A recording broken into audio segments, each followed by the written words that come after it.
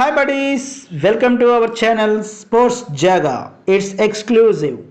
జైపూర్ వేదికగా రాజస్థాన్ గుజరాత్ మధ్య హోరాహోరీగా సాగిన మ్యాచ్లో చివరి బంతికి గుజరాత్ గెలిచి రాజస్థాన్ వరుస విజయాలకు బ్రేక్ వేసింది. ఈ ఆసక్తికర మ్యాచ్ ఎలా సాగిందో ఇప్పుడు చూద్దాం రండి. టాస్ గెలిచి ఫీల్డింగ్ ఎంచుకున్న గుజరాత్ వేడ్ని మనోహర్ని జట్లోకి తీసుకుంది. మరోవైపు రాజస్థాన్ కుల్దీప్ సేన్ ని తీసుకుంది. మొదట బ్యాటింగ్ చేసిన రాజస్థాన్ జైస్వాల్ బట్లర్ తక్కువ స్కోర్కి అవుట్ అవడంతో పవర్ ప్లేలో 2 వికెట్లు కోల్పోయి 43 పరుగులు మాత్రమే చేయగలిగింది.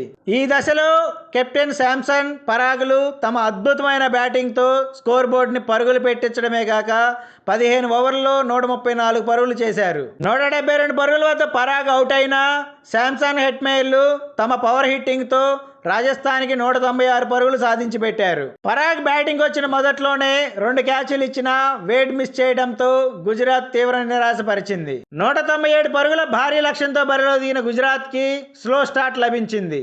ఓపెనర్లు గిల్, సాయి సుదర్శన్లు ఆచితూచి ఆడటంతో పవర్ ప్లేలో 44 పరుగులు మాత్రమే వచ్చాయి.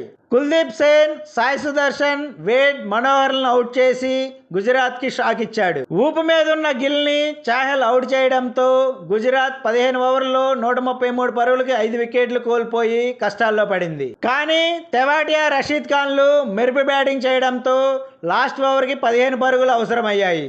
ఫస్ట్ 5 బాల్లో 13 రన్స్ రాగా చివరి బంతికి రషీద్ ఖాన్ 4 కొట్టి మ్యాచ్ ని గెలిపించాడు. చివరి 4 ఓవర్లలో కెప్టెన్ శాంసన్ తీసుకున్న ఫీల్డింగ్, బౌలింగ్ మార్పులు ఓటమి దిశగా తీసుకెళ్లాయి.